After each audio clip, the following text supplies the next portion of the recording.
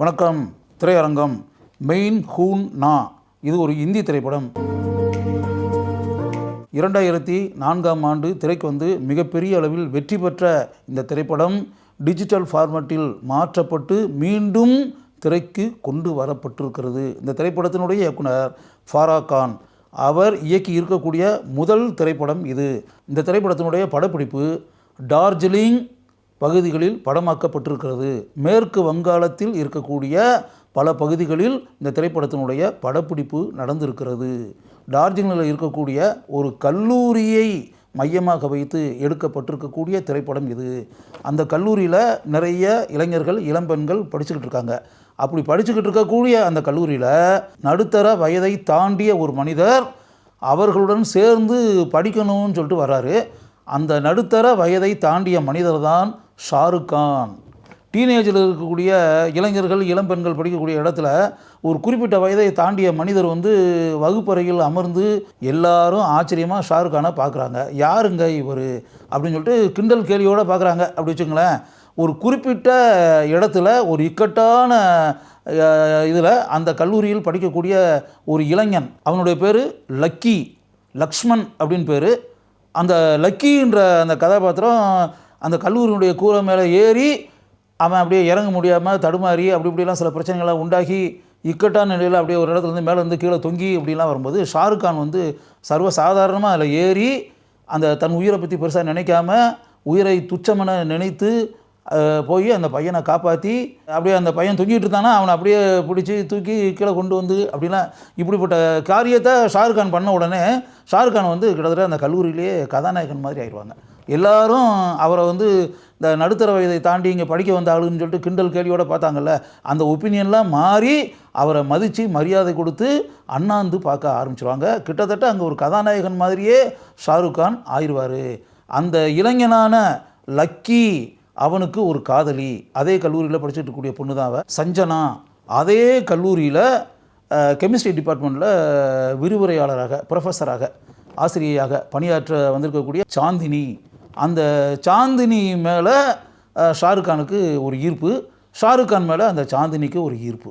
ஷாருக் கான் ஏற்று நடித்திருக்கக்கூடிய கதாபாத்திரத்தினுடைய பேர் ராம் பிரசாத். அந்த இளம் தலைமுறையை சேர்ந்தவர்களுடன் தன்னையும் இளைஞனாக நினைத்து கொண்டு ஷாருக் கான் வந்து அவங்க கூட தன்னுடைய நேரத்தை செலவிடுவார். ஆட்டம் பாட்டம் கொண்டாட்டம் இந்த பேட்டர்னில் படம் போய்கிட்டு இருக்கோம். இப்படி போய்கிட்டே இருக்கும்போது படத்தினுடைய செகண்ட் ஆஃப் அப்படின்றதுல who is this Shahrukh Khan, who is this Ram Prasad அப்படின்னு சொல்லிட்டு ஒன்று இருக்கு இல்லையா. அந்த ராம் பிரசாத் அப்படின்றது வந்து கல்லூரியில் படிக்க வந்தால் கூட அவர் இராணுவத்தில் இருந்தவர், இராணுவத்தில் மேஜராக இருந்தவர், இராணுவத்தில் இருந்த உயர் அதிகாரி. மேஜராக இராணுவத்தில் பணியாற்றிய ஒருவர் கல்லூரியில் ஏன் வந்து சேர்ந்திருக்கிறார் அப்படின்ட்டு இல்லையா. அந்த கல்லூரியில் இருக்கக்கூடிய ஒரு இளம் பெண்ணுக்கு தீவிரவாதிகளிடமிருந்து ஏதாவது விபரீத சம்பவங்கள் ஆபத்துகள் உண்டாகிவிடக்கூடாது அப்படின்றதுக்காகவும் அந்த இளம் பெண்ணினுடைய தந்தை இராணுவத்தில் இருக்கக்கூடிய உயர் அதிகாரி, அந்த உயர் அதிகாரியான அந்த மேஜருடைய மகள் இந்த கல்லூரியில் படித்து கொண்டிருக்கிறாள். அவளுக்கு எதுவுமே ஆகிவிடக்கூடாது, அவளை காப்பாற்ற வேண்டும் அப்படின்னா நாம் அந்த பகுதியில் அந்த கல்லூரியில் இருந்தால் மட்டும்தான் காப்பாற்ற முடியும் என்பதற்காக அங்கு வந்திருப்பவர்தான் மேஜர் ராம் பிரசாத் கதாபாத்திரத்தில் வரக்கூடிய ஷாருக் கான். அவர் யாருன்றதை தெரிஞ்சு அங்கே உள்ளே நுழைந்து வரக்கூடிய இன்னொரு மனிதர் ராகவன் கதாபாத்திரத்தில் வரக்கூடிய சுனில் ஷெட்டி. அவர் வந்து ஏற்கனவே இராணுவத்தில் இருந்தவர். இராணுவத்தில் இருந்து அவருடைய தீவிரவாத கொள்கைகள் அப்படின்றதுல அதுக்காக இராணுவத்தில் இருந்து வெளியேற்றப்பட்டவர். அவருக்கு who is this Shahrukh Khan அப்படின்றது தெரியும். தெரிஞ்சு அங்கு கல்லூரி பேராசிரியர் அப்படின்ற போர்வையில் அந்த கல்லூரிக்கு அவர் வருகிறார். வந்த பிறகு அங்கு பல பிரச்சனைகள் அவரால் உண்டாகின்றன. அவரால் உண்டாகக்கூடிய அந்த பிரச்சனைகளை எப்படி மேஜர் ராம் பிரசாத் கதாபாத்திரத்தில் வரக்கூடிய ஷாருக் கான் சந்திக்கிறார், அந்த பிரச்சனைகளை எப்படி ஒன்றும் இல்லாமல் ஆக்குகிறார், அங்கு படிக்கக்கூடிய அனைவரையும் தீவிரவாதிகளிடம் இருந்து எப்படி காப்பாற்றுகிறார், அந்த இளம்பெண்ணை காப்பாற்றி தந்தையிடம் கொண்டு போய் அந்த இளம்பெண்ணை அவர் எப்படி சேர்க்கிறார் அப்படின்றதான் படத்தில் காட்சிகளாக காட்டியிருக்கிறார்கள். லக்கி அப்படின்ற பேரில் அங்கே படிச்சுக்கிட்டு இருக்கக்கூடிய அந்த இளைஞன் இருக்கான்ல, அவன் ஷாருக் கானுடைய தம்பி முறையில் இருப்பவன். இவங்க 2 பேருக்குமே தாய் வேறு வேறு, தந்தை ஒரே ஒருவர் அப்படின்றத படத்தினுடைய பிற்பகுதியில் காமிச்சிருக்காங்க. இந்த 2 பேரும் அண்ணன் தம்பி. படத்தினுடைய கிளைமேக்ஸில் இவங்க 2 பேரும் சேர்ந்து தங்களுடைய தந்தையினுடைய ஆஷ் இருக்குல்ல, அஸ்தி, அந்த அஸ்தியை கொண்டு போய் நீரில் கரைத்து அப்படின்ற ஒரு காட்சியை காமிக்கிறாங்க. அவங்க அந்த நீரில் கரைக்கக்கூடிய காட்சியை அவங்களுடைய அம்மா தன்னையே மறந்து சந்தோஷத்துடன் பார்த்து கொண்டிருப்பார். ஷாருக் கானுக்கும் அங்கு கெமிஸ்ட்ரி ப்ரொஃபஸராக வரக்கூடிய அந்த சாந்தினி கதாபாத்திரம் இருக்குல்ல, அவங்க 2 பேருக்கு இடையே உண்டாகக்கூடிய ஆழமான நட்பு, காதல், அந்த காட்சிகளும் படத்தில் படம் முழுக்க கடைசி வரை காட்டப்படுகின்றன. அவர்கள் இருவரும் படத்தின் இறுதியில் இணைகிறார்கள். மேஜர் ராம் பிரசாத் கதாபாத்திரத்தில் ஷாருக் கான் மிக அருமையாக நடிச்சிருக்காரு. அந்த கல்லூரி இளைஞர்களுக்கு மத்தியில் கல்லூரியில் படிக்க வந்த மாணவன் அப்படின்ற அந்த கலகலப்பான காட்சிகள் இருக்குல்ல, அதில் ரொம்ப அருமையாக பண்ணியிருக்காரு. அதே மாதிரி ஆவேசமாக மோதக்கூடிய சண்டையிடக்கூடிய காட்சிகள்லாம் இருக்குல்ல, அந்த தீவிரவாதிகளுடன் சண்டையிட்டு இந்திய நாட்டுக்கு எந்த விதமான கெடுதலும் உண்டாகிவிடக்கூடாது அப்படின்றக்காக ஒரு இராணுவ வீரர் எந்த அளவிற்கு ஆவேசமாக செயல்படுவாரோ அப்படிப்பட்ட காட்சிகளில் தான் எப்படிப்பட்ட வீரதீர சூரன் என்பதை ஷாருக் கான் நன்கு வெளிப்படுத்தி இருக்கிறார். லக்கி கதாபாத்திரத்தில் நடித்திருப்பார் ஷாயத் கான். துருதுருப்பான இளைஞர். படம் முழுக்க அவருடைய இளமை தவழக்கூடிய நடிப்பை நம்மால் ரசிக்க முடிகிறது.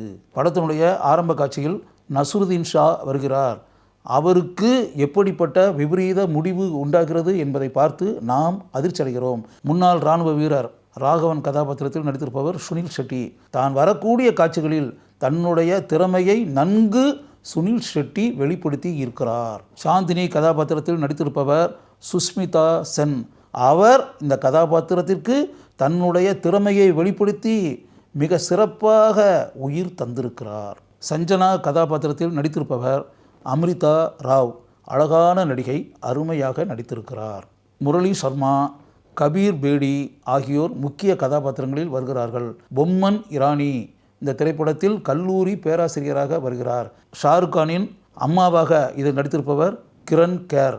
அருமையாக தான் ஏற்று நடித்த கதாபாத்திரத்திற்கு இவர் பெருமையை சேர்த்திருக்கிறார். தபு அபர்ணா என்ற கதாபாத்திரத்தில் கெஸ்ட் அப்பியரன்ஸ் என்ற வகையில் வருகிறார். மிக சிறப்பாக தன்னுடைய திறமையை இவர் வெளிப்படுத்தி இருக்கிறார். கீதா கபூர் கோரி கோரி என்ற சூப்பர் ஹிட் பாடலுக்கு அருமையாக நடனமாடி இருக்கிறார். இந்த திரைப்படத்தினுடைய கதையை எழுதியிருப்பவர், இந்த திரைப்படத்தினுடைய இயக்குனரான ஃபாரா கான். ஒரு மாறுபட்ட கதை கருவை இவர் எழுதியிருக்கிறார் என்பதை படத்தை பார்க்கும்போது நம்மால் உணர முடிகிறது. இந்த திரைப்படத்திற்கு ஒளிப்பதிவு செய்திருப்பவர் நம்முடைய வி மணிகண்டன். தமிழகத்தைச் சேர்ந்த ஒரு ஒளிப்பதிவாளர் ஷாருக் கான் கதாநாயகனாக நடித்திருக்கக்கூடிய ஒரு இந்தி திரைப்படத்திற்கு ஒளிப்பதிவாளராக பணி புரிந்திருக்கிறார் என்பது எந்த அளவிற்கு நாம் சந்தோஷப்படக்கூடிய ஒரு விஷயம். இந்த திரைப்படத்தினுடைய படத்தொகுப்பாளராக பணியாற்றியிருப்பவர் சிரீஷ் குந்தர். இவருடைய எடிட்டிங் திறமையை படம் முழுக்க நம்மால் நன்கு உணர முடிகிறது. அனு மாலிக் இந்த திரைப்படத்தினுடைய பாடல்களுக்கு இசையமைத்திருக்கிறார்.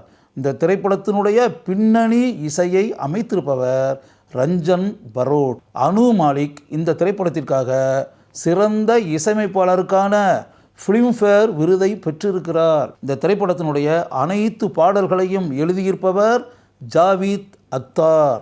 ஃபாரா கானுக்கு இது முதல் திரைப்படமாக இருந்தாலும் முதல் படம் என்று தோன்றாத அளவிற்கு மிகவும் அருமையாக கதை எழுதி இயக்கியிருக்கிறார். 2004ஆம் ஆண்டில் திரைக்கு வந்து மிகப்பெரிய வெற்றி பெற்ற மைன் ஹூன் நா என்ற இந்த திரைப்படத்தை மீண்டும் டிஜிட்டல் ஃபார்மட்டில் பார்க்க வேண்டும் என்று ஆசைப்பட்டீர்கள் என்றால் கட்டாயம் இந்த திரைப்படத்தை நீங்கள் பாருங்கள்.